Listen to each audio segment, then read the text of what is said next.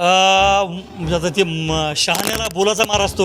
याने उटाच्या डोंगणाचा मुका घेऊ नये, कारण याने याच्या अवकातीप्रमाणेच बोलायला पाहिजे. कारण की हे फक्त कळमनुरी चुकून, पुन्हा म्हणतो पण चुकून हा कळमनुरी विधानसभेचा आमदार झालेला आहे. याच्यामध्ये आमदार होण्याची एकही गुणवत्ता नाही आणि एकही लायकी नाही. पुढे येणाऱ्या काळामध्ये दूध का दूध पाणी. मुख्यमंत्री पदासाठी महाविकास आघाडीकडे चेहराच नसल्याची प्रतिक्रिया माध्यमांशी बोलताना कळमनुरी विधानसभेचे आमदार संतोष बांगर यांनी दिली. त्यानंतर शिवसेना नेते विनायकराव भिसे पाटील यांनी आमदार संतोष बांगर यांना खडेबोल सुनावले. काय म्हणालेत आमदार संतोष बांगर यांच्याबद्दल विनायकराव भिसे पाटील पाहूयात. नमस्कार, मी उमेश चकर आणि आपण पाहतात प्रवाह नेटवर्क या डिजिटल मीडिया प्लॅटफॉर्ममध्ये आपल्या सर्वांचं मनपूर्वक स्वागत आहे. मी सध्या हिंगोली जिल्ह्यातल्या वसमत या शहरामध्ये आहे. माझ्यासोबत शिवसेनेचे नेते विनायकरावजी भिसे साहेब आहेत. साहेब, काही दिवसावरच विधानसभा निवडणुका येऊन ठेपल्यात. आपले कळमनुरी विधानसभा मतदारसंघ असेल, हिंगोली विधानसभा मतदारसंघ असेल, या दोन्ही मतदारसंघामध्ये चर्चा होते. विधानसभेची तयारी आपण करणार आहात का? कशा पद्धतीनं पुढचं पाऊल असणार आहे? विधानसभा निवडणुका जवळ येतात, काय सांगाल?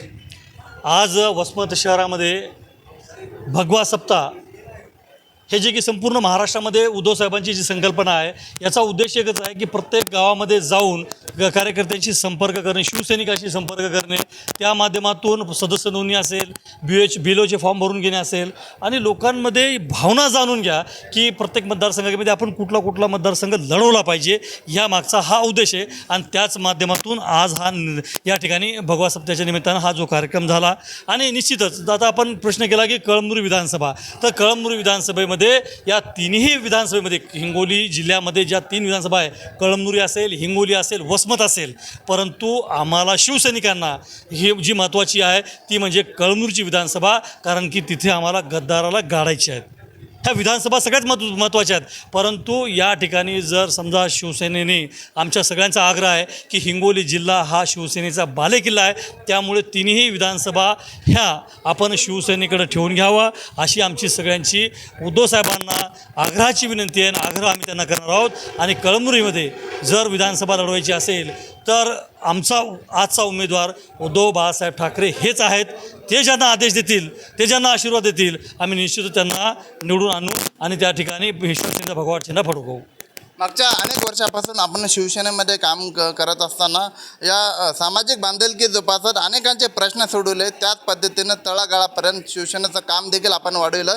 त्याचा फायदा येणाऱ्या विधानसभेमध्ये होईल वाटतं? निश्चितच, कारण शिवसेना आणि शिवसैनिक म्हटलं की हा तळागाळात जाऊन काम करतो. इतर पक्षासारखं वाईट कपडे घालून, व्हाईट कॉलर ठेवून शिवसैनिक हा तळागाळातून जाऊन काम करतो. आणि ही बाळासाहेब ठाकरेंचीच शिकवण होती आणि त्याच माध्यमातून आम्ही सर्व काम करत असतो. आणि निश्चितच सर्वसामान्यांना न्याय देण्यासाठी आम्हाला आवडते आणि आम्हाला अभिमानसुद्धा वाटतो की कोणाच्या तरी कामात पडतो किंवा कोणाच्या उपयोगी पडतो. विधानसभा निवडणुका जवळ येत आहेत. कळमनुरी विधानसभा मतदारसंघाचे विद्यमान आमदार संतोष बांगर यांनी आज माध्यमांशी प्रतिक्रिया दिली की महाविकास आघाडीला मुख्यमंत्री पदाचा उमेदवारच नाही. नाही, यांनी कसं आहे माहिती आहे का की आता ते शहाण्याला बोलाचा मार असतो. याने उटाच्या डोंगणाचा मुका घेऊ नये, कारण याने याच्या अवकातीप्रमाणेच बोलायला पाहिजे. कारण की हे फक्त कळमनुरी चुकून, पुन्हा म्हणतो पण चुकून हा कळमनुरी विधानसभेचा आमदार झालेला आहे. याच्यामध्ये आमदार होण्याची एकही गुणवत्ता नाही आणि एकही लायकी नाही.